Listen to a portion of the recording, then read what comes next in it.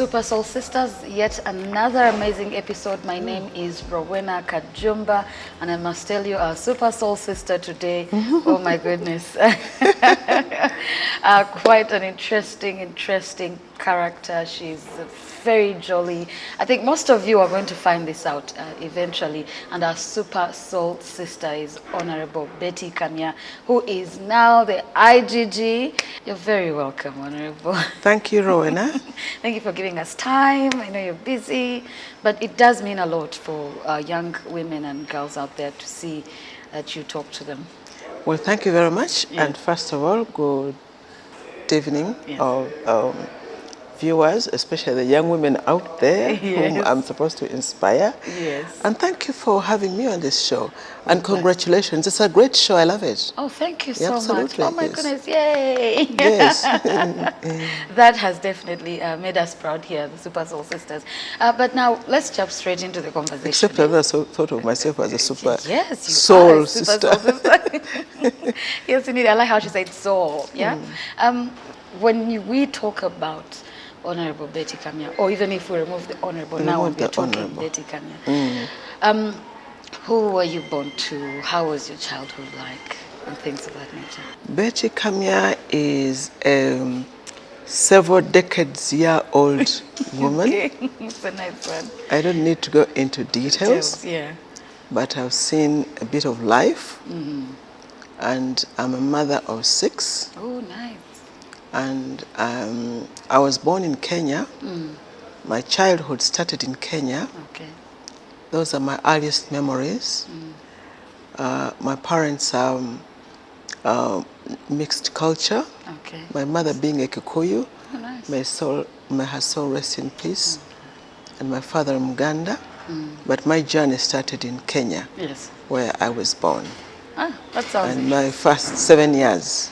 Oh. And those are my earliest memories. The whole 7 years in Kenya? The whole of 7 years in Kenya. What was that like? I think it was interesting because that was during the time, my earliest memories was actually the height of the independence mood when Kenya was now into campaigning to get independent from the British rule. Yes.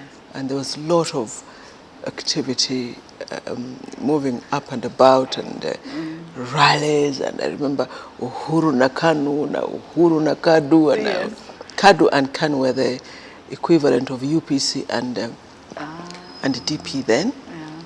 And then of course my mother's family is a very large family of 17 children. So there was a lot of people in and out, family. Yes. And friends. I can imagine what. So I remember a very, very busy environment of people walking in and out, and lots of laughter and dogs barking. We had a dog that used to bark quite a lot, and campaigns for the election. Those are some of my earliest memories.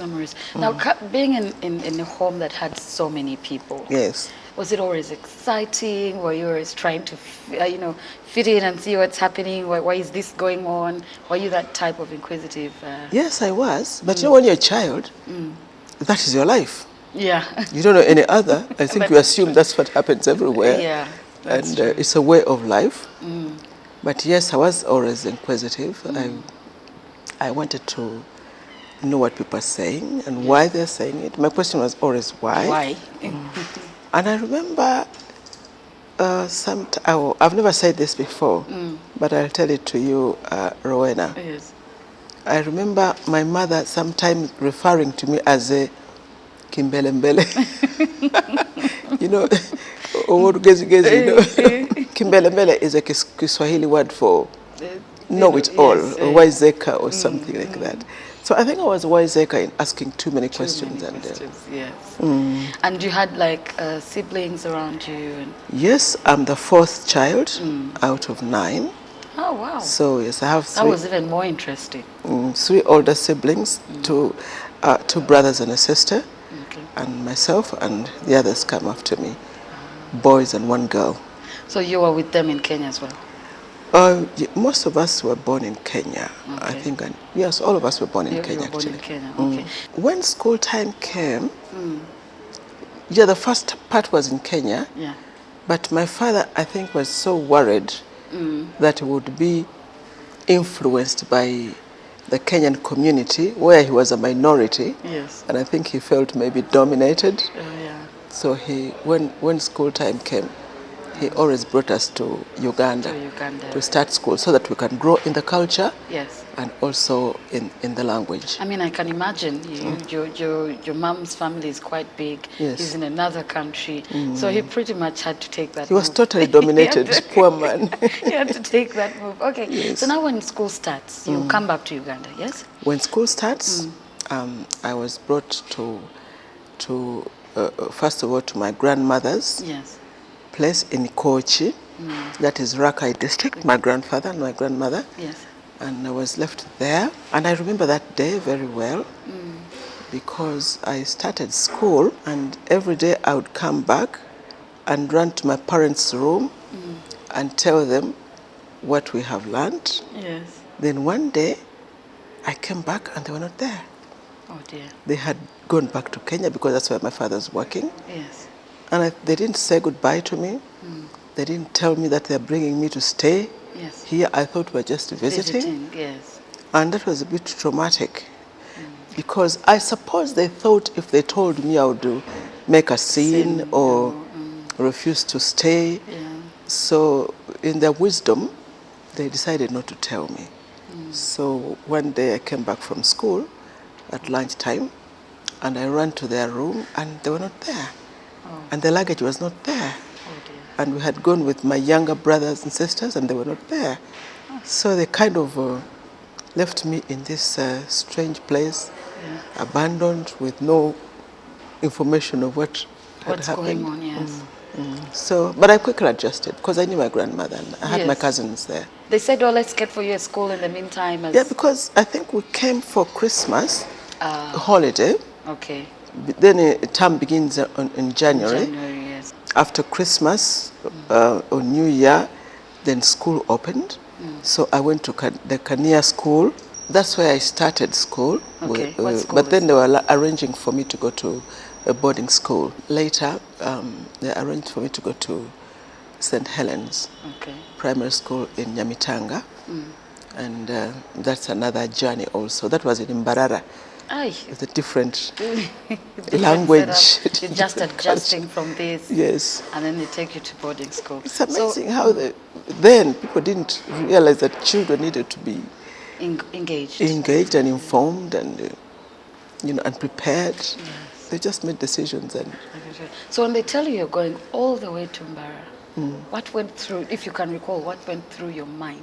It wasn't also very strange because my uncle, my father's brother, lived in Mbarara. Okay. And so I was going to stay with my uncle, and my uncle would take me to boarding school. How was boarding school like? Now, boarding school is a completely different environment. Yes. It's like a military. Do's and don'ts. Yes. Do's and don'ts and times and schedules. But I think it was fine on the whole. I learned the language very quickly. Quick, yeah.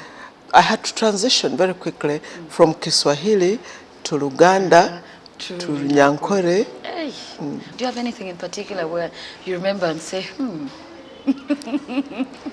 this was quite, Yes. an incident?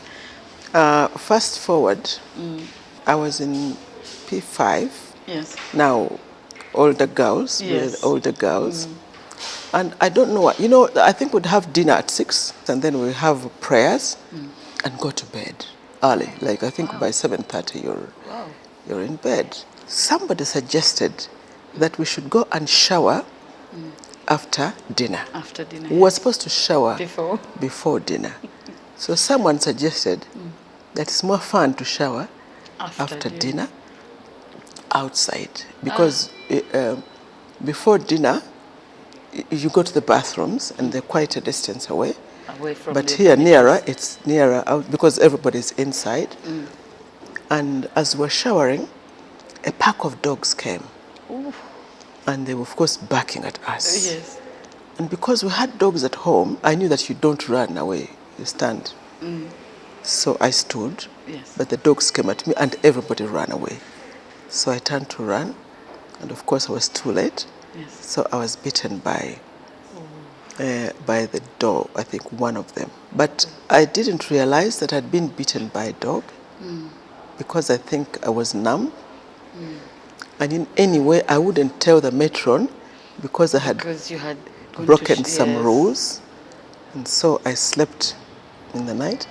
And in the morning, my leg would not move. It was numb and swollen. I couldn't get out of bed, so they had to call the matron. Yeah. Because I was supposed to go to class. She was alarmed, and they called the sister. It was a European sisters. Yeah, okay. And they called Sister Hazel, and she was alarmed. You know, I thought she was going to scold me and punish me because I am the one who broke the rules. The rules, yes. But I think she was alarmed that someone's daughter Had been bitten. has been beaten. I saw her really alarmed and turning red, and took me to hospital, and there was a bit of drama around me, which I liked. Yeah. Because and I preferred. I was fearing the scolding, but the drama was all positive. Was quite interesting for you. Around me. And it took long to heal. Oh dear. Sorry about that. And since then, dogs are not my friends. Oh really? No. And yet you grew up in. And I have even in my house, I have 12 dogs. I have so many dogs. But somehow I love them around. Yeah. By the way, that's where I found alumni like Winnie Byanyuma. Oh, nice. Engineer Winnie Byanyuma. We met in St. Helens, and there is the late Benedette Bijira. Those are alumni, and Emma Bona, Honorable Minister, Emma Bona, and Benedette Katurebe, the wife of the former Chief Justice. So now, when you finish your primary school and you're going into, what did you choose for yourself, a school, or still they decided, hey, maybe we should take her here, and where? No, I chose a school. I chose King's College, Bodo. Okay. But unfortunately, they didn't take me. Although I used to be the top student, at least among the top 3. Yes. But for some reasons, I couldn't get into Bodo. So I went to Wanyange, a girls' school, which I also enjoyed. It was a wonderful school. In my 3rd year, I was expelled from Wanyange because I led a strike. Oh, that's interesting. Yes. What was the strike about? Because now I'm curious. Well, some girls came and told us that I didn't hear her myself, that is a Mzungu teacher who called us black monkeys. I said, what? Did she really say that? We can't take this. Can you imagine? We can't take this. But I didn't hear her say that. But the girl said, no, she called us black monkeys. Oh, I said, no, she can't do that. So we started a strike. We said, no, we're going to be called black monkeys. And that's which class now that you're in? That is S3 first term. Oh, wow. I would have thought maybe senior 4, senior 5. No, 3. You know, all the so it's very interesting. So that's where your activism kind of started, that kind of drive. In a way, I told you that my earliest memories are in Kenya doing political activism. Yes. And for some reason, my home was quite busy. Actually, engaged. both in Kenya and in Mbarara. Because my uncle stood for Member of Parliament in 1962. And my father was an activist also in the Kenya politics. Although he was not even a Kenyan. But he got quite so involved and founded the first workers' union, the General Agricultural Workers' Union, GAU. And my father, with the Tom Mboya, were the founders, and my father the first chairman. So you decide to push for a strike. Senior 3 student. How did you get all these people on board? I don't know. I don't know. Somehow the people, I think they like to be led. You know, people like to be led. Yeah. If somebody said, let's go, and walked away. You know, people would just walk away and follow. That is very true. How did that go then? It kind of disorganized me a bit because I was a straight A student, A++ student, and I was always top of my class in all subjects, an all-rounder. And my parents wanted me to do medicine, of course, obviously. Those days, if you are clever, you are supposed to do medicine. You're supposed to do medicine, and I was very good, and I loved biology. So when I changed schools, I lost the flow. You know, when a new environment again, and I didn't do the sciences as well as I used to. You used to, yes. So when I went to HSC in Budo, now I really went to Budo because you eventually went to where you wanted. Where I That's wanted. good. But then I didn't do the sciences, which at the end of the day is a good thing. So I'm sorry, let's go back. Senior 3, you started strike. How were you caught? Who even, like, you know, most times they'll say, because of this, because of that, let's find out who has done this. How did you find yourself being caught and expelled? I think they knew me. I was quite naughty. I was like a cheerleader, a ringleader. And it only had to be me, you know. So the headmistress just came and said, the school council and Betty Kamya, come to my office. I said, what? Afterwards, they told us to go home. So which school do you go to now after me? Or even how do you put that news out to your parents? To my parents? Begin with? That's another story. Because, of course, it was very heartbreaking. Yes. Because here is a top student with excellent potential to become a doctor. Senior S3, first time you have to change schools. But of course my dad was he was a very tough person, but he got over it. He wasn't going to kill me, was he? No.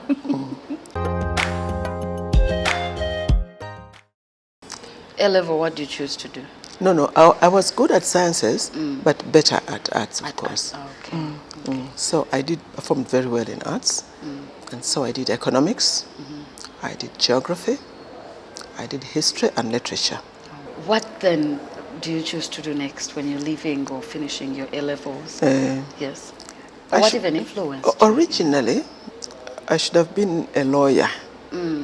But those were days, there wasn't any serious career guidance, so you kind of went with the flow. Yeah. And then they had started the Bachelor of Commerce.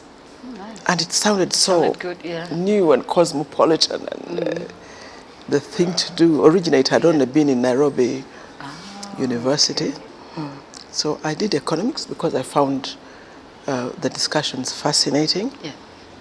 And then I did geography because, geography because it's easy to pass. It's easy. Yeah, there's always one of those in the mix. There's always one of those, well, it's easy to pass. And then, of course, literature and history are captivating. Yes. So then you went for a Bachelor of Commerce. I went for a Bachelor of Commerce.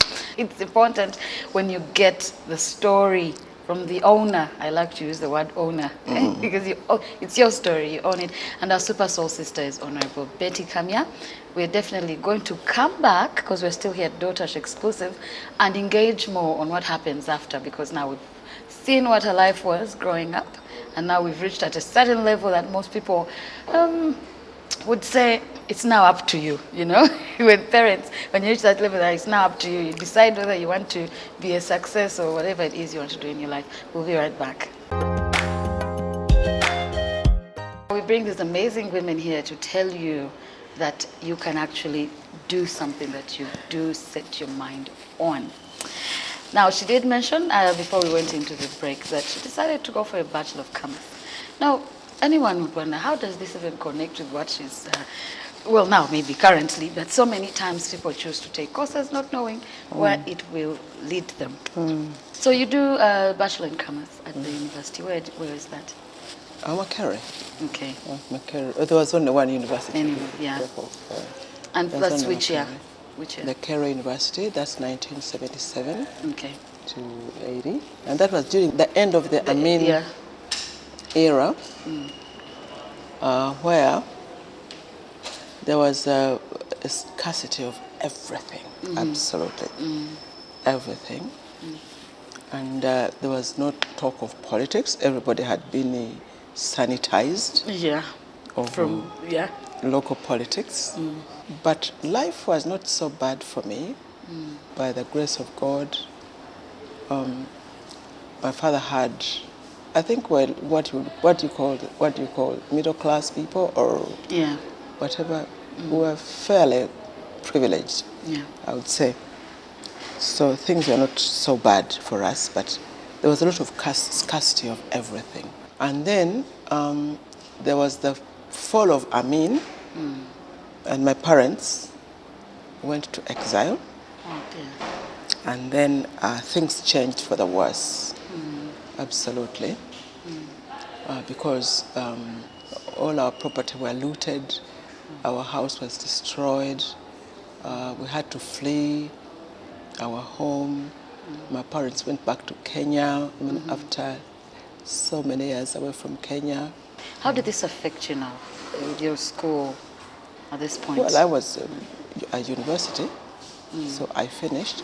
But I took on responsibility Yes. that I had not been prepared for. Because then my younger siblings were still in school. I got a job, and I took on some responsibilities, like looking after my younger siblings and my grandparents. Oh, wow. Yes, and even my parents in Kenya. I would have to visit, to go to Kenya, check on my parents, go to Kochi, check on, at a very young age, like at 20, 24, 23, 24. And what job was this? Because now, imagine you're at school, you have to get a job quick. No, I got a job. I graduated. Oh, after graduation, Yes. okay. Then I got a job in Uganda Leather and Tanning Industry, UDC. It was UDC then. Yes. And the UDC had the offices here, opposite Parliament. Yes. And then they sent me to work in the Uganda Leather and Tanning Industry as a young graduate trainee. Yeah. So I sobered fairly quickly. I matured. So this role, or rather the training that you took on, how then does it lead or transition you? Did you stay there for quite some time? In Uganda Leather? Yes. Oh, yes, I did. But what I don't want to leave out, I don't know whether you'll come to that later. Some of the memories that shaped me really Yes.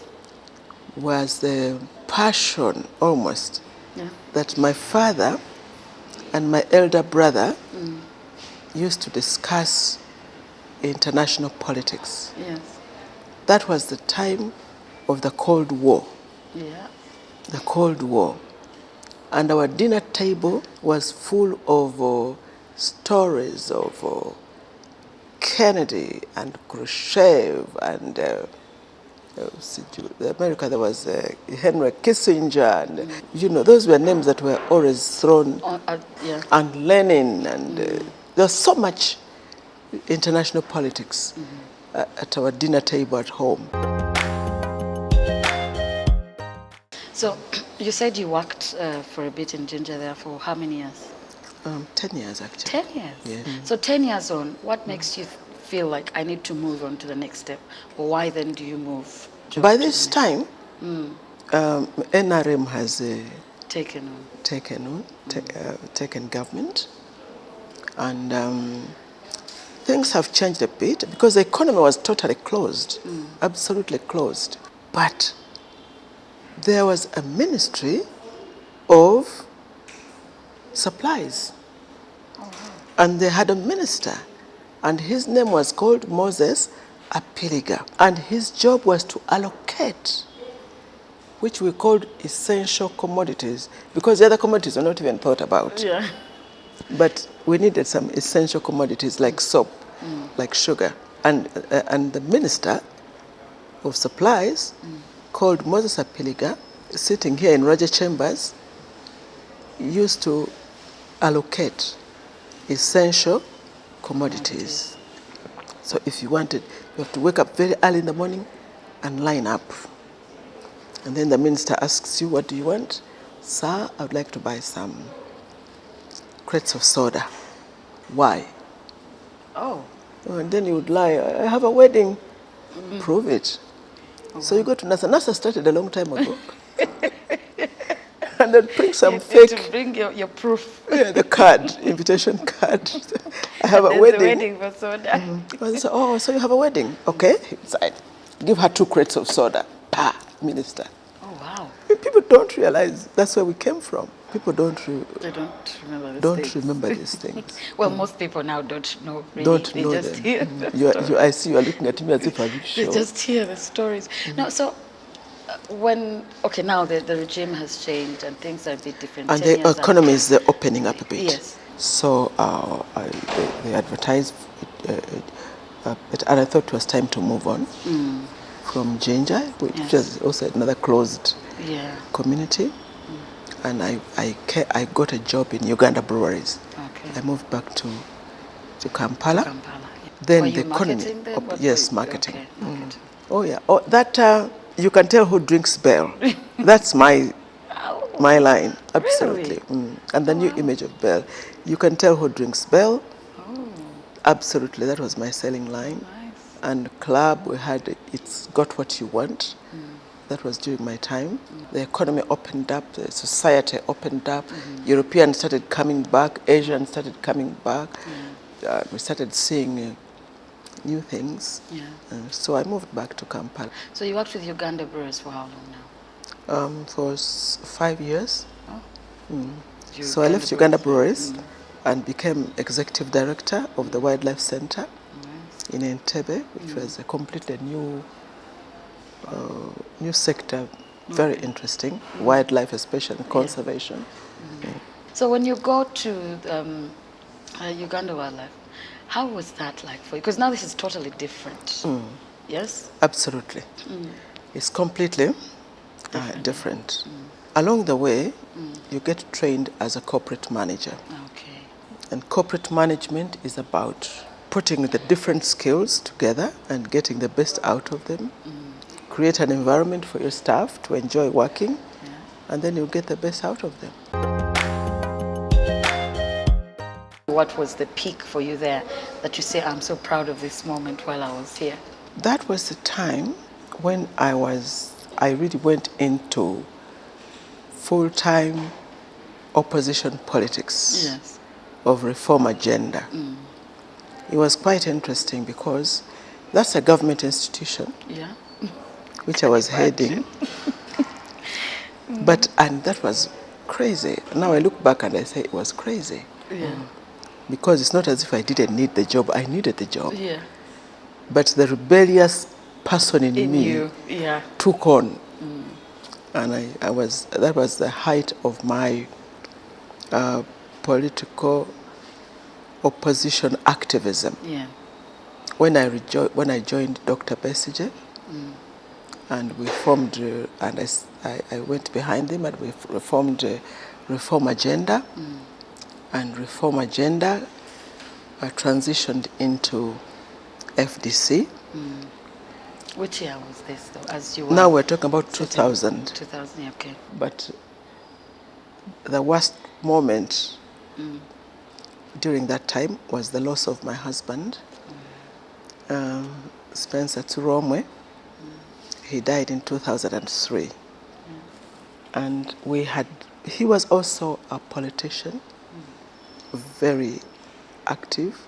And so I was left with 6 young children, fairly young, to raise, between 16 and 8 years old. And so that one also consumed a lot of A lot of your time. Because I was about to ask, with all this that's going on, how it then plays out for you. Because now you have to take on also his role. Yes. On top of yours. I don't even know how I did it. But by the grace of God, 20 years later, they are all independent, they are all gone to school, they are all graduated. So, within all of this, you persevere and push through. You're now FDC. Yes, I was FDC, Yes. but you are asking me the highlight The highlights, yes. of my moment is when I received a phone call and I picked it. And it was like, would you, Madam, is that Betty Kamya? Yes, it is. would you wait for the president? He wants to speak to you. I thought they were fake people who want to. Yeah. So he comes and says, "Hey, this is your way." I say, "Oh, come on. I don't have time for jokes." What do you... because of course I didn't expect the president to call. Exactly. You think I it's thought it was someone on some the other joker. end is, yeah. And there are many people who can fake people's Yeah, voices. that is true. So I said, "Listen, I really don't have time for... What do you want?" In fact, I said, "Which Yoweri?" Which I said, "You mean the president of Uganda?" And he said, "Yes." I said, "This is a joke, and I really don't have time for jokes." Yeah. But then I sobered and realized he could be the one. And I parked on the side, and we talked. But I would say that that's one of the highlights. Yes. And then I thought, oh my God, he's going to sack me now. My moment of... Actually, I was driving to work. I said, oh my God, now, Betty, he's going to sack you. Yeah, this is it. And you deserve it too. Because you've been reckless. He's the president, and you're just there. Yeah. So I stopped, and he talked. He's very, very nice, engaging person who doesn't throw his weight around, who is amazingly down to earth. So after that, well, you survive and keep your job, eh? I survived and keep my job. And continue with your active... I continued, actually. Yes. I think there's something crazy, actually. I continued with my activism.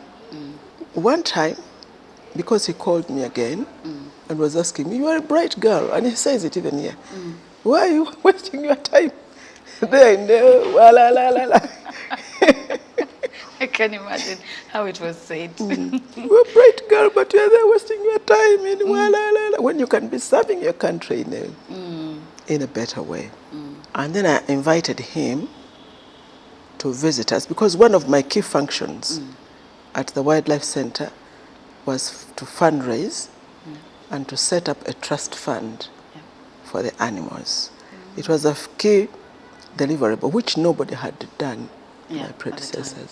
But I really wanted to start it. So when I got this opportunity of speaking to the president, I said, "I'm going to invite him to the zoo." And surprisingly, he accepted our invitation. Oh, wow. And when I told people the president is coming to visit, nobody believed me. Not even my board members, especially the board members. Yeah. I said, "He's not going to come. And if he's coming, he's just coming to sack her." Those who didn't like me just said, "Oh, good, he's coming to sack her." Yeah, I know. But he came and gave us a very decent sum to start the trust fund, which my pride is I left without touching that money because it was supposed to be a trust fund. What point do you then say, you know what, I think I should leave UGANDA and continue with this? Now I had decided to stand for Member of Parliament of Uganda North, and of course I had to leave my job. So I tendered my resignation, and by that time, of course, my husband had died. But I tendered my resignation, and I went for Uganda North and won the seat. So now I was launched into full-time politics.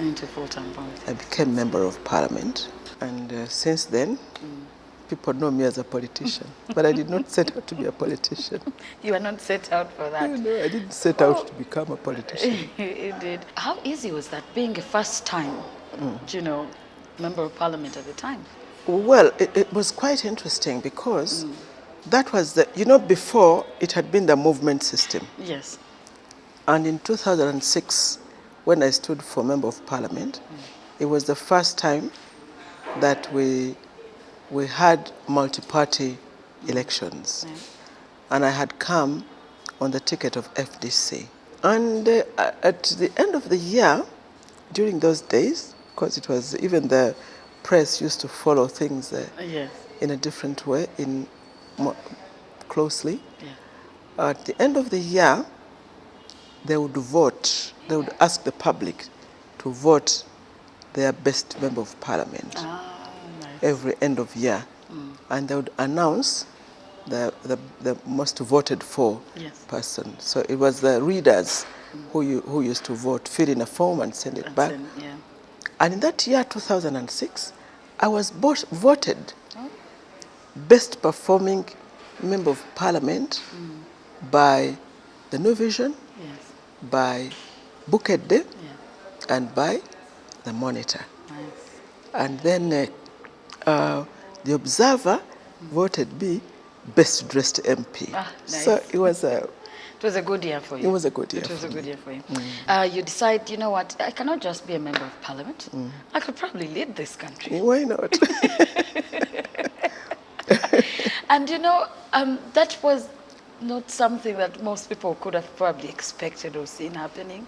I saw what was happening in FDC. Yeah. And I don't want to criticize the party because I'm no longer there. But the truth is, I was disillusioned. Because the things I thought I was fighting in NRM were here in FDC. After Dr. Besigye had come back from exile, we were going to have our first delegates conference. And we were going to elect our executive. And I wanted to stand for Secretary General of the party. And when I saw the manipulation, I saw how people fought me. I saw the ganging. I saw the, eventually on the last day, amending the constitution to enable someone to actually stand whom they supported against me. All those people who are leaders in FDC, all of them, without exception, they participated in amending the constitution of FDC at the last minute to suit. When we were just waiting for the elections, and someone stood up and said, "Excuse me, please, I propose that we amend this article," and they all supported it. You can imagine. And they amended it so that they can facilitate someone to win the election, which was going on. I said, but this is not acceptable. I didn't leave NRM. I'm not criticizing NRM to come to have the same and suffer this in FDC. So I started. That's when my issues with the FDC started, and I was very disillusioned. That's when I started the federal campaign, federalism, meaning to devolve power. We're still here at Daughtash Exclusive. Quick reminder, and you're still watching Super Soul Sisters. Our Super Soul Sister is Honorable Betty Kamya, who is also now currently the IGG. Yeah, she's told you her journey. She didn't just wake up and became a member of parliament. She didn't just wake up. It's a journey. Now, you take on this role and say, I think I'm going to take this step and contest for presidency. How did you get people to back you up? Yes, of course. It's not. It wasn't easy, but fortunately, because of my activism and eloquence, that's what people say, in FDC, I was able to, I had contacts in every part of Uganda. That's nice. And Besigye's, shall I say, right hand, because then I was, when I didn't get the Secretary General, he made me special envoy in the office of the President. And then I was able to move with Dr. Besigye throughout Uganda. And so I got contacts in every part of the country, which I had stored away. Yes. You are made minister for Kampala. Now, here is different opinions, you know, from being the contestant, you know, pushing for presidency. Yes. And if you know, down the road, you're made minister for Kampala. Yes. And then, of course, you know, because I think there's a way our politics is understood in the country, and people have their opinions. And that one was not originally your position, you know? No way, how? That's what I think. But at the end of the day, when I thought about it, everybody wants to go to government to influence policy and to deliver. That's why nobody should be in government to be a permanent opposition. Then you don't know why you are in politics. Well, yes. You are in politics to go and form government, to influence policy, formulate policy, implement your ideas. I am a born-again Christian. And I believe that God is in charge of our destiny. And nothing happens by chance. Yeah. It happens because God wants it to happen to that person at the right time. So at the end of the day, God charts out our path. Our path. That is true. But what was that like, Minister for Kampala? Minister for Kampala was very interesting. Yeah. Because Kampala is a very interesting constituency where everybody knows everything and they know nothing. Yeah. Because to tell you the truth, somebody can go on the radio and speak authoritatively of something which he doesn't know anything about and is telling lies, but he's speaking so authoritatively. Kati tolaba nga mu America tosobola bw'olwala amalwaliro gonna gajjudde. I'm telling you. So we need a lot of in fact, we speak people so much even without live information. with debts on them because of the system they have. Exactly. Yeah. I'm very happy that I joined NRM, not because I give them 100%. Of course, there are challenges, but from the options we have, NRM and President Museveni stands heads and shoulders over the rest. I can say that because I've been here and there. Yes, because what I saw and what I know happens in the opposition, because I was a member of the opposition, of parliament, I've been member of government in parliament, I have worked as head of government institution, I have been in the private sector. Yeah. We are just a community that are similar. Our values have so degenerated that we need a serious moral rearmament program for the nation. Now, taking on the position of IGT, let me congratulate you, because not so far ago. Yes? Thank you. 2021? Oh, no, 4 months now. 4 months, yeah. 5 months. 5 months. Yeah, congratulations Thank for you. that, you know. Thank you. Because, like, you seem to be the type of person who, if I've grown here, I need to move on and grow further elsewhere. Yes, really. So congratulations on Thank that. you. Also not an easy place to be in. No. Not an easy place to be in. Not an easy How is place that to going now for 4 or 5 months in? Well, like you said, it's a very, very challenging position, because then you get exposed to what happens in this country. And I want to tell you, and I want to tell this country, that the question of corruption is a monster which will eat this country if we don't kill it first. It is so bad. It is so deeply ingrained, almost in our DNA, that we have to perform major surgery to get corruption out of Uganda. So my clarion call to the people of Uganda is that we must now stand together to fight corruption. Okay, so I'm going to ask you this, because it's a bit light and things like that. Anyone would want to wonder, as a woman in this kind of position you're in, or where you've come from really as a journey, have you had challenges just trying to push to get your way into leadership? Because she cannot do it. She's only a woman after all. Have you got those issues? I mean, we're allowed to say this, yes? Yes. I think it happens. When I was running for president, and pushing the federal agenda, somebody told me that some people in Mengo are saying, what she's saying is a good thing, but I wish it was a man saying it, you know, that kind. But me as a person, I don't think I have confronted like head on with head on for being a woman. Absolutely. And what do you love to do when you're not so busy, when you're not, you know? You know, now I'm a grandmother, so really I treasure the moments I spend with my family, with my grandchildren.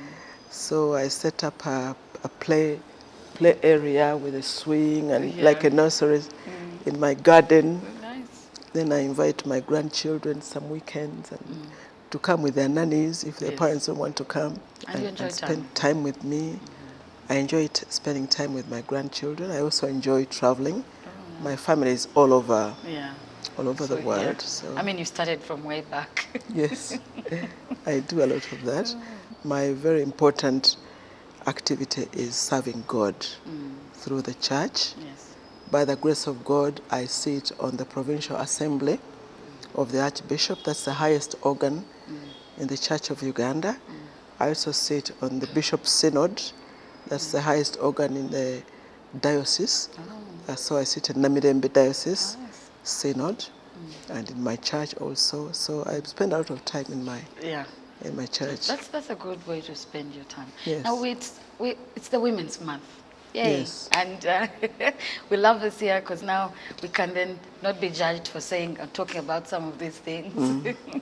And unfortunately, we've been through a tough time, COVID, what part. And our young girls have really faced it rough. Yes. Teenage pregnancies have gone out of the roof. I know we've made it a point to discuss about teenage pregnancies here on Super Soul Sisters because so many times our young girls are held back from achieving what they could achieve if some things like education was now cut off because they're pregnant or their time through school has been cut short or, disorganized in some way. What's your take on what's going on currently? This is a very, very difficult discussion. But first of all, let me say that COVID is another thing that will have a lasting effect on me because a month and a half ago, my mother lost a battle to COVID. She wasn't sick. She just got COVID, and in 2 weeks, she was gone. So sorry. And so I tell people that COVID is there. Yes. And be careful. Please go get vaccinated. Please listen to the professionals and follow all the SOPs. And apart from people who have died, there are also effects of children who have gotten pregnant because they were not going to school. And the reason I'm saying it's a difficult conversation because I hear people talk about it lightly. Yeah. That a child should go, allow pregnant girls to go to class. So, when a person is pregnant, you want to throw up. Everything is smelling horrible for you. It's a very difficult situation. So you allow this girl to go in class. She's not even listening because maybe her neighbor is even smelling bad or she didn't eat, she's hungry. Or how you feel. Women will understand how you feel. I don't think that you've got your capacities together to concentrate in class. The mere fact that if the child starts kicking, now the child is kicking. It started kicking. Yeah. You are listening to the teacher and then boom, the kid is is kicking you on the side. Yeah. And maybe you don't even know now you are late. I don't know how you handle this when you are also have to concentrate like everybody else. Because the teacher is not going to single you out and say, please, let's wait for so-and-so to finish vomiting. Or let's wait for so-and-so because she's not feeling well. You are holding others back or they are leaving you. And when they leave you, they will say you are stupid. When they're not really. Yeah. You're smart. So how about having the option of you can always go back and start from where? Absolutely. I think that's what we should emphasize. And when you have a child, you're breastfeeding. Are you going to go with a child to class when you're breastfeeding? Where are you going to leave the child? So when you're pregnant, your mindset should be nurtured to be a mother, a good mother. Because a good mother is important for the well-being of the child. Your mindset is good for the welfare of the child. And that's where you start. This child also who is neglected because her mother went to school, now you're also raising somebody who is going to have issues right from childhood. So I think this is a conversation that needs to be discussed. It's not just going to sit in class. It's about the person's mindset, being able to receive class and compete. Because you want to compete, so because you're not feeling well, you're competing with these people who are feeling well, and you fail. Was that equal opportunity? No. Because you're pregnant, you failed. You haven't, yeah. Because you're pregnant, you didn't read last night, but your friend read last night because she could. So I think that this is a conversation that we should approach with depth. And I beg our leaders, especially in the education department, leading the curriculum, think about this deeply, allow them to go through, support. What we should tell parents and the community is to support the children to go through this period successfully. They will lose a year or two. What's a year or two? Yeah. They've already lost Then it they to can COVID. go back and start. Then they can go back and settle down. We need to work on their mindset that you can lose a year or two, then go back and start from a clean slate. When you have not been forced to fail because you're pregnant. So, Honorable, last remark out there, of course, for our super soul sisters who are out there, you know, or who would want to be, you know, follow or see or do things where they feel like, I think I can also do something like this. Well, first of all, I really appreciate this time. It's a great honor to know that there's somebody out there just listening to me share my experience. And because I'm Betty Kamya, you think I have something useful to say to you. I am really humbled. And I want to tell young people, your body is yours to protect in every possible way.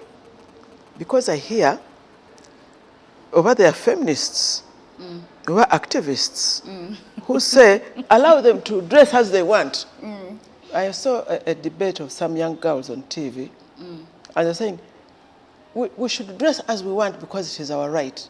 And somebody said, but you get raped. So you rape me because I'm dressed, you think it's your right to rape me because I'm dressed like this? No, it's not his right to rape you. But when he rapes you, you are the one who has been raped. Yeah.